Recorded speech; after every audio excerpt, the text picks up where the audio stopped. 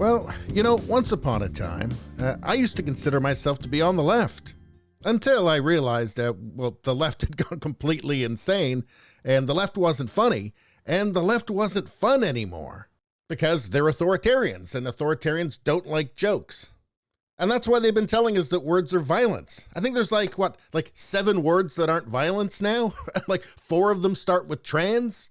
So it's no big surprise that all of the fun is happening on the other side. Case in point, the Biden Bike Challenge. Yeah, you remember when Biden fell off his bike?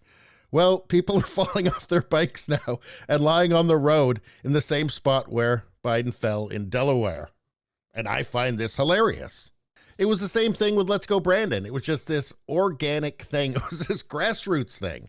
It wasn't dictated to the masses by late night talk show hosts or other people in the public eye masquerading as comedians. This is just regular people doing funny shit.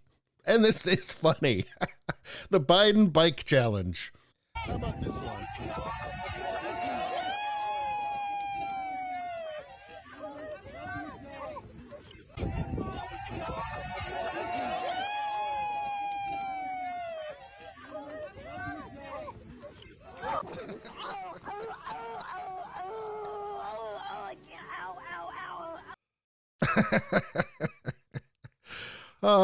It's funny because it's true. Now let's contrast it with some leftist humor. You can see here the hashtag MAGA King says Amber Alert, orange male, age 76, wandering around Florida, thinks he's president, senile, throws ketchup. Okay, so the problem with this meme here is that in order to be funny, there has to be some basis in reality. And the problem is that when you use the word senile these days, the first face that comes to mind is not Trump's face. It's Joe Biden's face. So whenever anybody uses the word senile in any context, the first person that anybody thinks of is Joe Biden. And all this does is remind everybody that Joe Biden is senile. And everybody knows this. And the thing is, when they try to make memes, big insults, like MAGA King, like Biden said, the great MAGA King, it just immediately gets co-opted and to hilarious results. Here, like this. Now give Donald Trump a really cool nickname. Joe Biden, my predecessor, the great MAGA King. And then everybody laughs because it's funny. I mean, you can see Trump himself putting this out. The return of the great MAGA King. Here's Trump Jr. I'm really embracing my role as the great MAGA prince. Here, Joe Biden has anointed Donald Trump as the MAGA King. How about this one? I don't always get called king, but when I do, I get called MAGA King. So the left isn't capable of this because they all think the world is ending next month and they're all depressed and anxious and living in a mental gulag, where the next thing they say could be misinterpreted and get them canceled.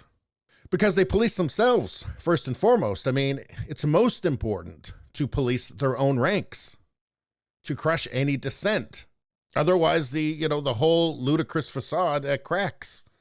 And that's why you get government officials saying things like birthing people. But here's some more Biden Bike Challenge. When you can't afford gas, so you try to ride your bike to work. Too true. How about this one? Where's Joe? He's somewhere in that pile. He probably caused it.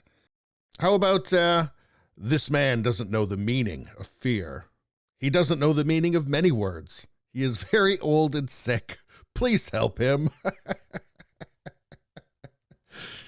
So I think that the greatest threat to the left really is stuff like this. It's just being fun and being funny. And the left can, keep popping their anxiety and depression pills. And they need them because they're terrified that the thing they tweeted 5 minutes ago is now verboten. And they're about to get canceled and excommunicated by a bunch of people on Twitter that who are not really their friends, but are definitely their enemies. And ultimately, who really wants to live like that? Anyway, please subscribe, like, and share. Sharing really helps me out. I notice when people share my content, it makes a huge difference. Thank you for doing that. I will see you next time.